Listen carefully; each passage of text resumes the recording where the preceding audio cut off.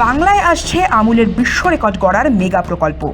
হাওড়ার সাকরাইল এতদিন পরিচিত ছিল শিল্পাঞ্চল হিসেবে, এবার সেই সাকরাইলের মাটিতেই গড়ে উঠতে চলেছে এমন এক প্রকল্প যা বাংলার শিল্প ইতিহাসে নতুন অধ্যায় গড়বে। Gujarat cooperative milk marketing federation অর্থাৎ আমুল পশ্চিমবঙ্গে তৈরি করতে চলেছে তাদের প্রথম সম্পূর্ণ নিজস্ব মালিকানাধীন মেগা ডেয়ারি প্রসেসিং প্ল্যান্ট। আর এই প্ল্যান্ট শুধু একটি কারখানা নয়, এটি হতে চলেছে বিশ্বের অন্যতম বৃহত্তম দই, মিষ্টি দই এবং লস্যি উৎপাদন কেন্দ্র। নবান্নে রাজ্যের প্রশাসনিক প্রধানের সঙ্গে আমুলের ম্যানেজিং ডিরেক্টর জয়ন্ত মেহতা এবং আমুল ডেয়ারির প্রধান অমিত ব্যাসের ফলপ্রসূ বৈঠকের পর চূড়ান্ত রূপ পেয়েছে এই প্রকল্প। সাকরাইল ফুড পার্কে প্রায় 15 একর জমির উপর 600 থেকে 700 কোটি টাকার বিনিয়োগে তৈরি হবে অত্যাধুনিক এই ডেইরি কমপ্লেক্স। প্রতিদিন এখানে প্রসেস করা হবে প্রায় 15 লক্ষ লিটার দুধ, আর সেই দুধ থেকে উৎপাদিত হবে প্রতিদিন প্রায় 10 লক্ষ কিলোগ্রাম দই, মিষ্টি দই, লস্যি, ঘোল, পনির সহ একাধিক দুগ্ধজাত পণ্য। বিশেষজ্ঞদের মতে এই প্রকল্প শুধু একটি উৎপাদন কেন্দ্র নয়, এটি পূর্ব ভারতের দুগ্ধ অর্থনীতির ভবিষ্যৎ বদলে দিতে পারে। সবচেয়ে বড় বিষয়, এই প্রকল্প ঘিরে তৈরি হচ্ছে কর্মসংস্থানের বিপুল সম্ভাবনা। কারখানা চালু হলে সরাসরি ও পরোক্ষভাবে হাজার হাজার যুবকের কাজের সুযোগ তৈরি হবে। উৎপাদন, প্যাকেজিং, পরিবহন, কোল্ড স্টোরেজ, লজিস্টিক্স ও বিপণন প্রতিটি ক্ষেত্রে নতুন কর্মসংস্থানের দরজা খুলবে। যে সমস্ত যুবক যুবতীরা কাজের সন্ধানে ভিন রাজ্যে পাড়ি দিতে বাধ্য হন, তাদের অনেকের কাছেই এই প্রকল্প হতে পারে ঘরে ফেরার নতুন সুযোগ। অন্যদিকে লাভবান হবেন বাংলার লক্ষাধিক দুগ্ধ চাষি ও খামারিরা।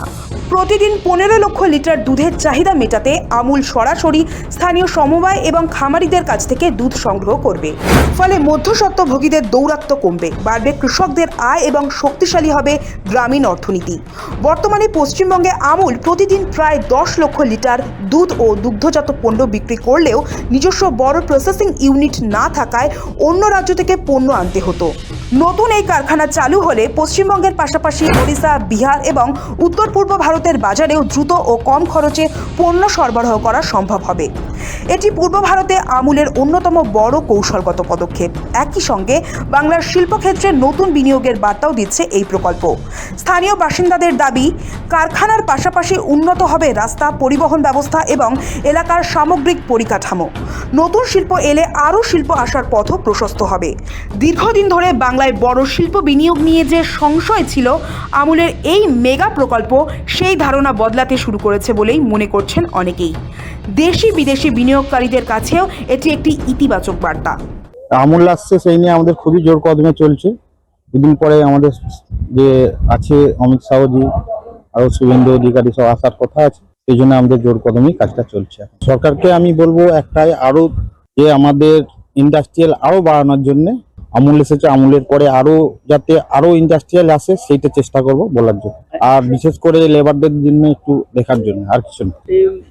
কারখানাটা যে আসছে, কতটা খুশি আপনারা?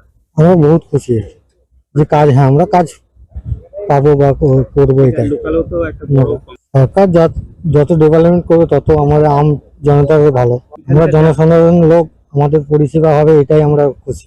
বলতে খুব খুশি। এখানকার স্থানীয় লোক কাজ পাবে, আপনার অনেক পরিবর্তন হবে, রাস্তাঘাটও সবকিছু ডেভেলপ হবে। এখানকার স্থানীয় ঘর ভাড়া, দোকানপাটা সব চলবে, আপনার আরো কোম্পানি আসবে, আরো উন্নত হবে।